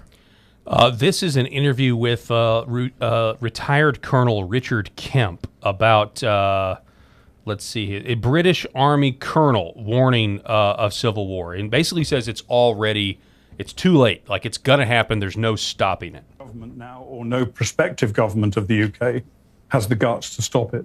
If they want to take strong action to prevent the Islamification of the UK, then it's going to mean big trouble for them. They don't want trouble. They look 4 years ahead. They will kick the can down the road to somebody else. And I think the end result of that is very likely to be civil war in Britain, where the indigenous... Physical civil war. Actual civil... I'm not talking about the American Civil War. No. Armies. I'm talking about something more like Northern Ireland, but on a much more intensive scale, where you have the indigenous British and the some of the immigrant population and the British government all on three different sides fighting against each other. And if I'd be very surprised if that doesn't happen, because there's no prospect of the government, any government today, stopping this from occurring. Government now or no. And so I think he's exactly right. Bad Moon. The more fires. What did Bad Moon say? Oh, he just agrees with me on that. He said he'll stand shoulder to shoulder with me, and I will with you too, brother. Derek Evans says, if I ever have my head cut off by an African, then I'm begging you to please politicize my murder and push whatever agenda is necessary to make sure it never happens again. Exactly right. I mean, it's funny, but it's true. It's totally seriously. True. It's totally true at this point. Please politicize my murder. Dude. Retard Finder is highlighting the new Lord Mayor of Belfast, Rios Marie Donnelly.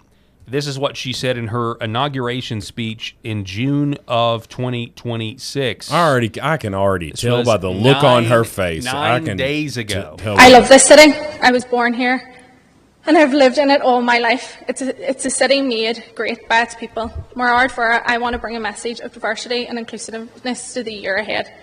I was raised in an inclusive, welcoming environment where difference and diversity is embraced and celebrated, and I'm proud of that.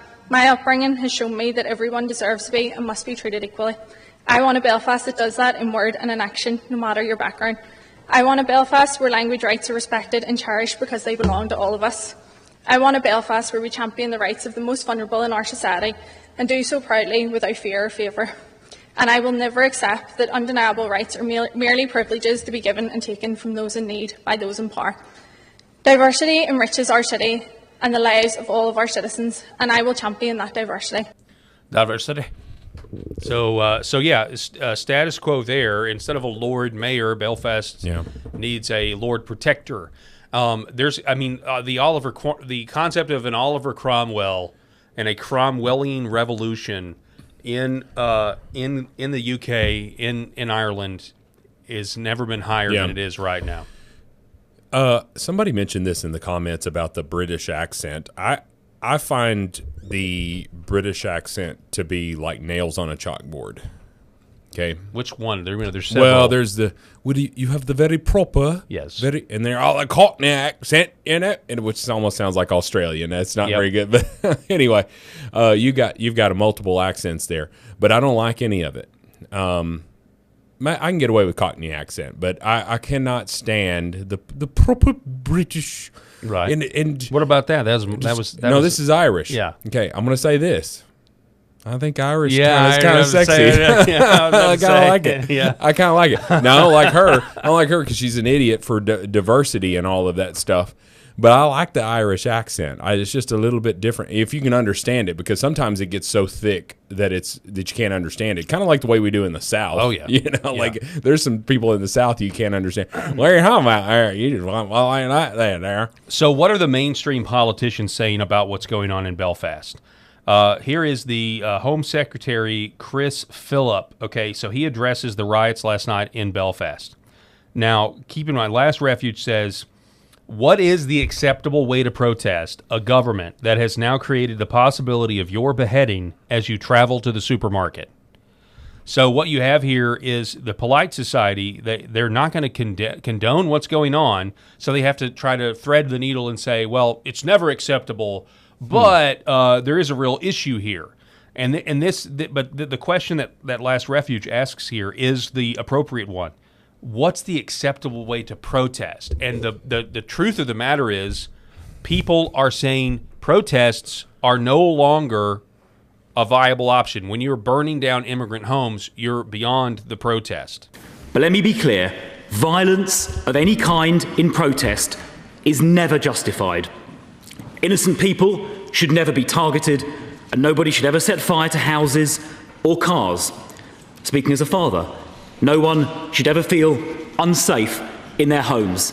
The police, I hope, will bring the perpetrators swiftly to justice. I do understand, though, why people are angry. The suspect came into the UK illegally. He should never have been here in the first place. Mainstream politicians must now understand how angry the public are about mass illegal immigration. If mainstream politics does not stop this, the public will turn elsewhere.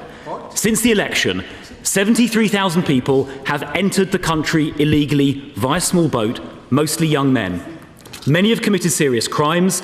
I recently met the mother of Rhiannon White, a young woman brutally murdered by a Sudanese small boat migrant.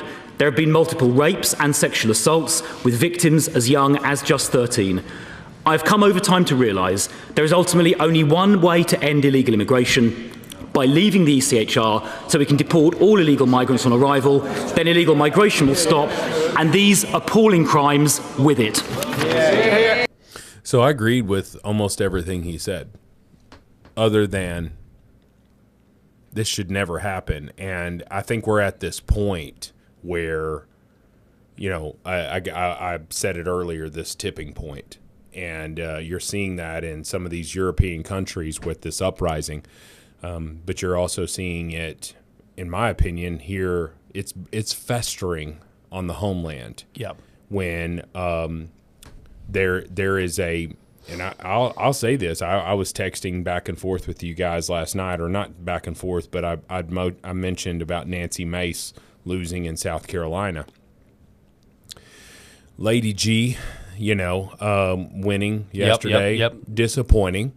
I was kind of hoping Trump's streak of endorsements would go down. With Lindsey only getting 56%, it was Trump's endorsement that carried him. Many analysts say if Trump hadn't endorsed, Lindsey Graham would have lost. That he would have lost. And you know what? That is a victory for the swamp. There is literally, you'll never convince me otherwise, that the swamp was protected and Lindsey Graham is the swamp, and it just is what it is. I mean, So it's unfortunate. Mark Lynch was a good God-fearing senator, would have been or a God-fearing man, would have been a great senator. So. But whether you like it, whether you agree with it, whether you hate it or disagree with it, it's irrelevant. But Trump is the leader of the Republican Party. Yep. He has been for the last 10 years. And that's going to continue for at least 2 more years. We'll see how it goes beyond that. I don't know. But I think that that is more, I think it's less about, I believe in Trump and everything that he says, and more about, I'm rallying behind the only sledgehammer that I feel like we have to take a sledgehammer to the deep state, to this woke radical ideology. Why the hell is John Thune? I got real John Thune vibes from this guy, by the way. Yeah, that's what I'm trying to say. Yeah. Like, he's agreeing. He when he was asked about the obvious fraud that is happening in the California elections, what did he say? Yeah, that stuff just needs to be proven, and da-da-da. Or you could just have half a brain. No. Quarter of a brain. No. An eighth of a brain. And realize statistical improbabilities is fraud. Mm-hmm. That's what it is. And so you're sitting here trying to say that this stuff needs to be proven. You're saying the exact same thing that the liberals have said. Where's the investigative journalists? They're all liberals. Mm-hmm. So it's not happening. It's not happening. And so all of us are rallying behind Trump because at the very least we feel like, well, he's our only champion. He's our only one. J.D. Vance's and the Marco Rubios and all of this stuff. This is our people. These are our people. And we got to rally behind them. I think that you're going to see a similar uprising if this stuff continues to happen worldwide, but certainly if it starts happening more and more on American soil. And it is happening with illegal when Venezuelans is called a Maryland dad. And you're a member of Tren de Aragua, you're a member of a Mexican gang, Venezuelan gang, and you're called a Maryland dad. You're just like, wait a minute, you beat your own pregnant wife. What the hell? I don't think you lose that Maryland dad, moniker here. You're a terrorist. You're an illegal immigrant. You are a foreign gang member, and you are on American soil illegally. Yeah. Get the hell out. It looks like we've lost our stream. Oh, no. We may be live in some places, but we've definitely had a stream interruption. Okay. Looks like we've lost internet. We may have it back. Let's see here.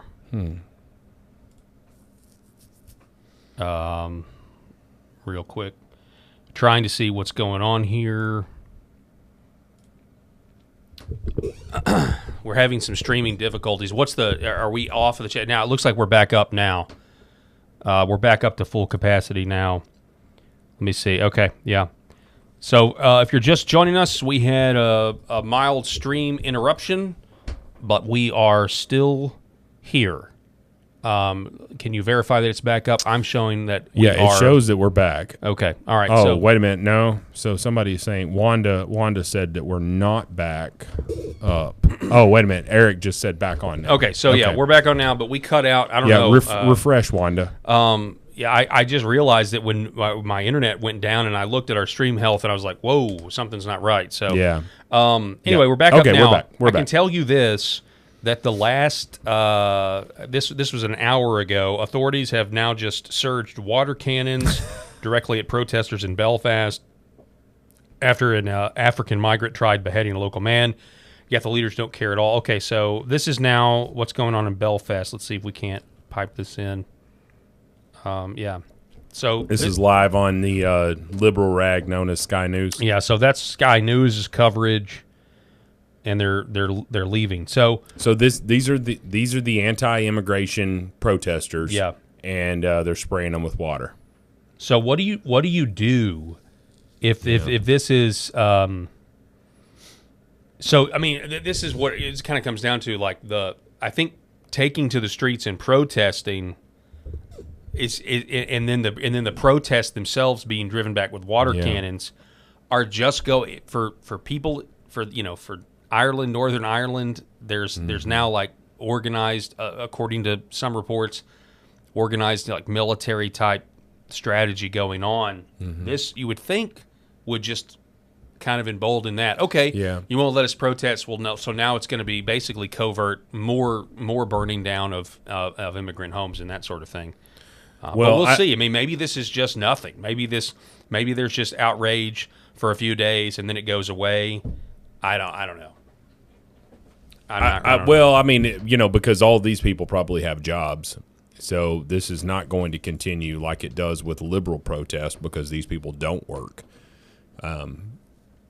Yeah. They're all living off welfare and, I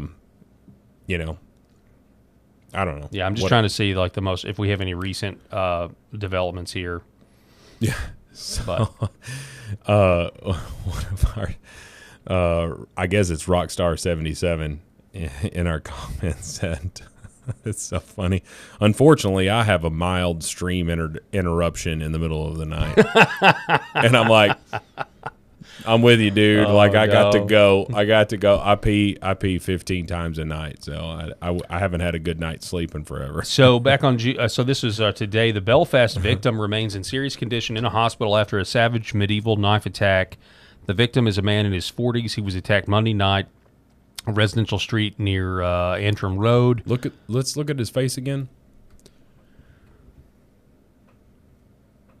Yeah, I mean, look at that. That's absolutely insane, dude. Okay, have you ever seen? Looks fake. It looks like it's from a horror movie. Yeah, what's the what's the movie? Who was the fabled monster hunter? Van Helsing. Have you ever seen the movie Van Helsing with long time ago? Yeah, with the Wolverine Hugh Jackman. Hugh Jackman. Thank you. Yeah, actually, this looks like the guy, the Frankenstein from that movie. Yeah, that's what he looks like, and it's made more sad by the fact that that's a real human being man who had his face just obliterated here. Yeah, even if he recovers from this. Or is he dead? Or is he no, live? He's alive. Okay, so even if he makes a full recovery from this, he'll have those scars for the rest of his life. And look, this is the asylum seeker. This guy's got forehead for days. But look at that. I mean, this is what's so incredible. I mean, you just look at the photo and you think, oh, okay, all right. Well, I might be able to coexist with that guy. What is asylum? I come here because I'm afraid for my life. There's a lot of violence where I'm coming from. And then you cut up somebody's face. Maybe you're the problem.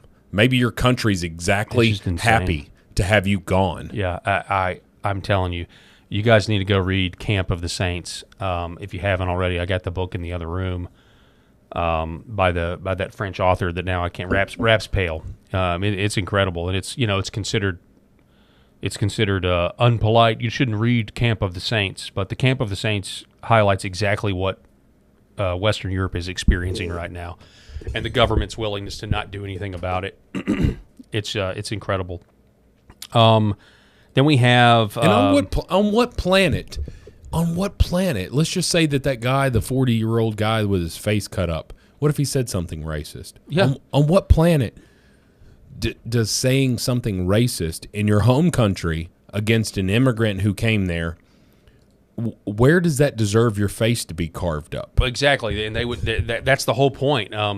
There's this girl I saw this girl online in the wake of the protest over Austin Metcalf and Karmelo Anthony, and she used the N-word, and you think, okay, I mean, that's not worse than somebody being murdered. Yeah, it's not like but we got a significant portion of the population that thinks, oh no, that is. Yeah. Matter of fact, you deserve to die if you say it. Sure. It's just absolutely insane. But Orrin McIntyre, a 17-year-old girl was raped by 4 Afghan migrants, including 16-year-old boy, for hours in Bristol. That was back on June 9th.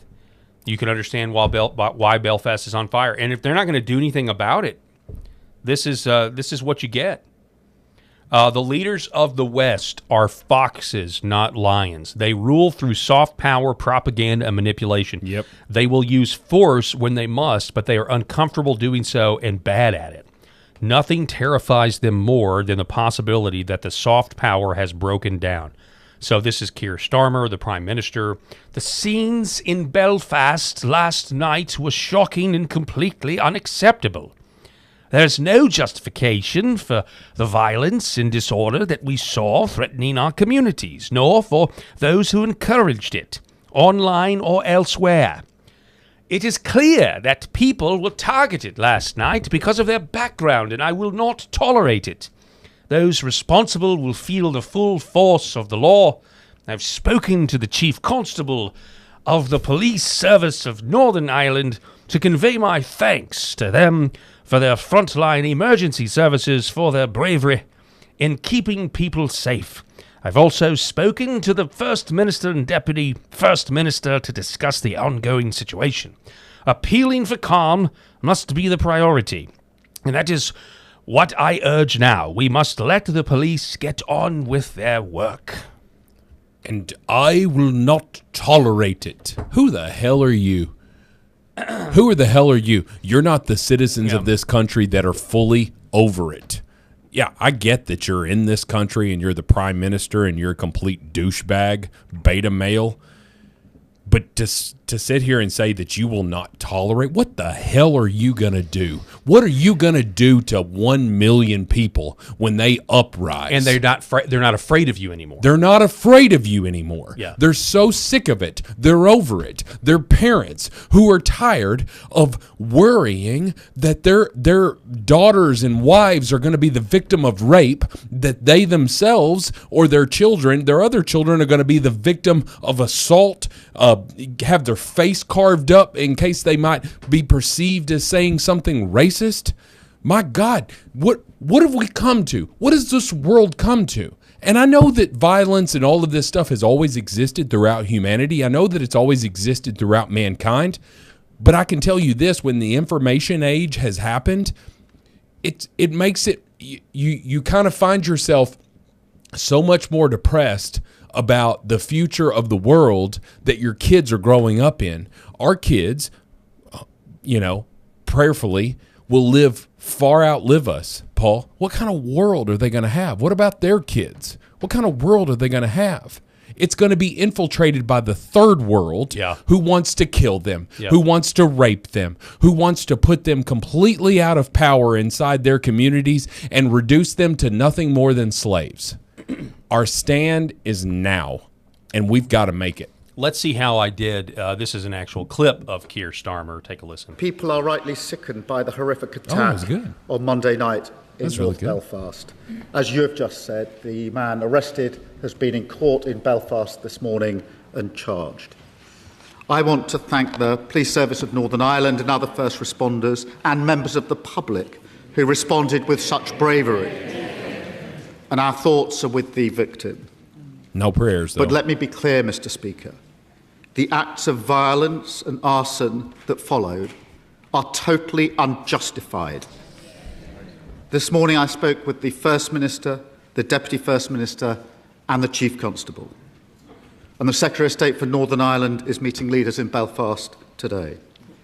We are united in calling for calm and determined to restore order, support the police, and all those. Okay, so the reason I wanted to play that is because of what Megan Basham said. So she retweets this, but she comments, she says, start the deportations, announce that you're stripping all the anti-racist training from all government entities, and people will calm down. Seriously, for the sake of everyone's safety, do it now. I don't even think that would work. Oh.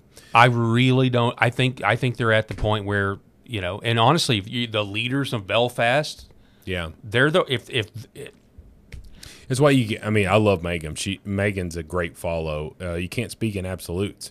If you'll change the word "and people will calm down," if you'll change it to "and people may calm down," you're leaving yourself an out there, because I don't think that that's to your point the guarantee here. They wouldn't believe that the government would actually follow through with what they said. No, they're just trying to be stopping this. Let's calm this it thing down. right here. And it's literally the frog in the boiling pot of water. People. I'm going to go full circle here, Paul. Yeah. Because of how we started this show. This is the first time I've ever sat here and empathize, sympathize. I get those two confused. Where I've not been in this situation, but I can understand it. Yeah, that'd be empathy. I Empathy. think.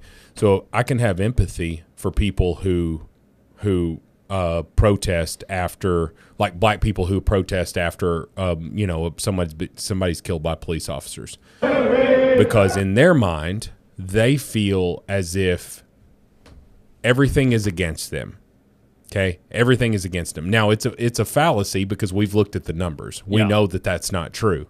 Versus this, where it's 100% the truth. You've imported the third world country, and you're seeing the fruits of that. Mm-hmm. Are there law-abiding citizens who come in from this third world country? Sure, absolutely. But we're seeing that here in the United States. All of the illegal immigration that's come in, yeah, you're going to have great people who want to assimilate. But then what we have is all of these people who are coming in and just terrorizing because they were doing it in their home country. They got ran out of there, and they're doing all of this stuff.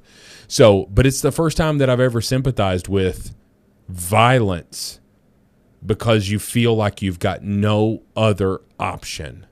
And that's where all of these people that you're seeing feel like they have no other option. What are they going to do? Their government's not listening to them. It's a woke ideology mind rot, and every damn one of those politicians need to be out of power.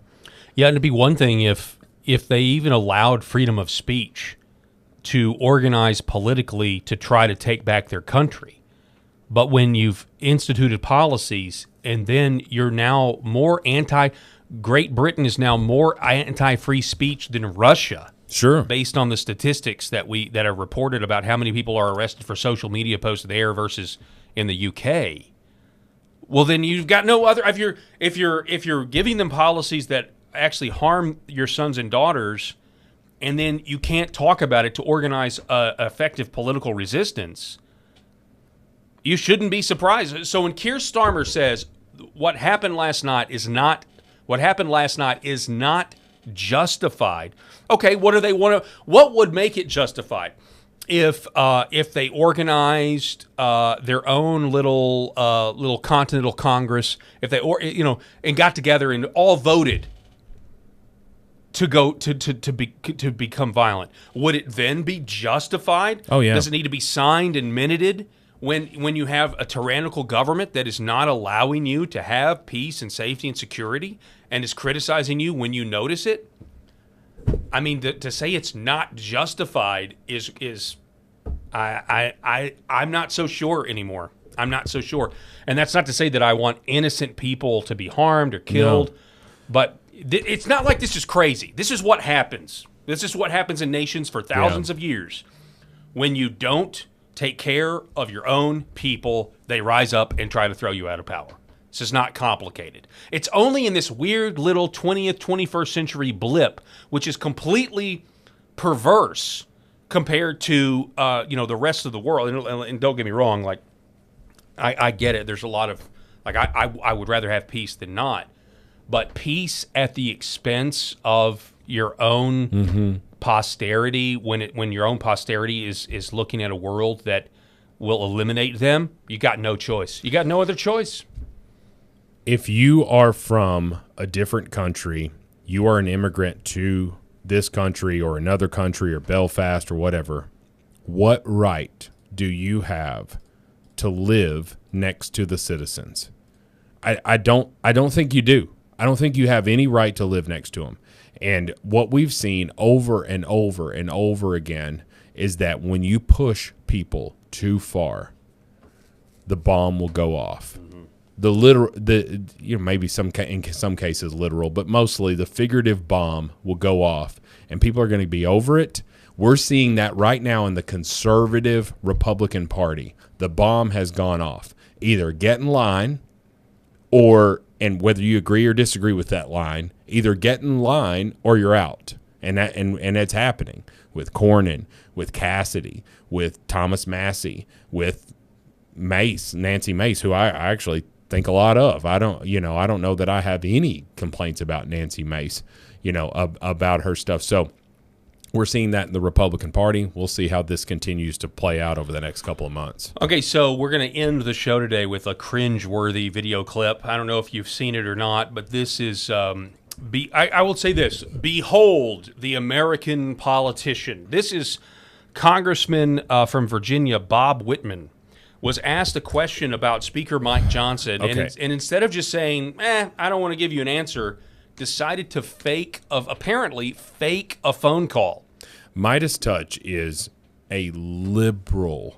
They are the Huffington Post. They are right. Huffington No, I Post. get it. They are such a liberal rag, but they scored one with this. I mean, it is what it is. And so here he is. It's ridiculous. For a minute and 42 seconds. Congressman, what is Mike Johnson's secret plan to cut Social Security? Hey, how you doing? I'm good. I'm good with that. Yeah, I'll be there in just a few minutes. No response, sir? I'm heading your way right now. Yeah, it's over at 416. Congressman, what is Mike Johnson's secret plan to cut Social Security? Listen, I appreciate that. I've got some more efforts that I want to talk to you about. There are actually more things that we have to be working on. Yeah, I want to make sure that we're putting no response, sir. Bill. Yeah, listen, thanks. I appreciate your help on this. I really do need some more of your input. Yeah, if you can actually reach out, I'll make sure that we do more of this. Yeah, listen, I really appreciate it. Thank you.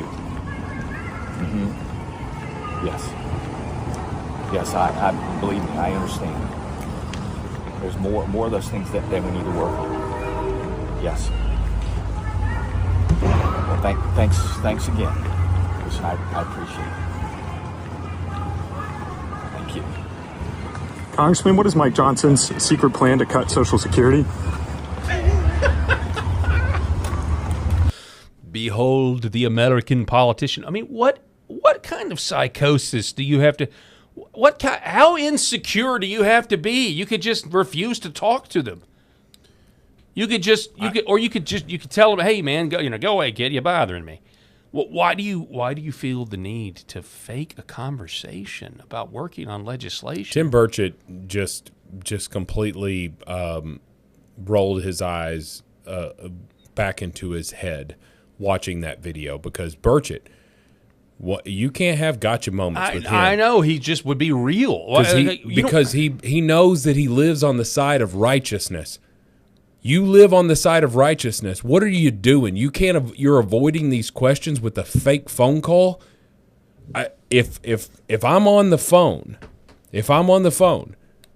it's going to be phone screen. Yep, or black. Yes, unless I purposefully click out. You would have to see someone click out of that and pull up another application to be able to do it. And then his conversation was like, oh, yeah. And he just immediately starts, oh, yeah, thank you for that. We got to do more of this and all this stuff. It's the most BS crap that you've ever heard in your life. It was fake, and it was ridiculous, and it makes us all look bad with a Republican next to our name. It does. We deserve better, ladies and gentlemen. We got to demand better. Rob Spencer, I appreciate it, sir. Thanks so much for being on the show. And we're going to end the show. God bless everybody out there watching. I want to give a shout out to our sponsors, Red Vive Health, New Horizon Real Estate, Gateway Sight and Sound, Pet Club 247, and Sherrod Chiropractic. We'll see you guys tomorrow.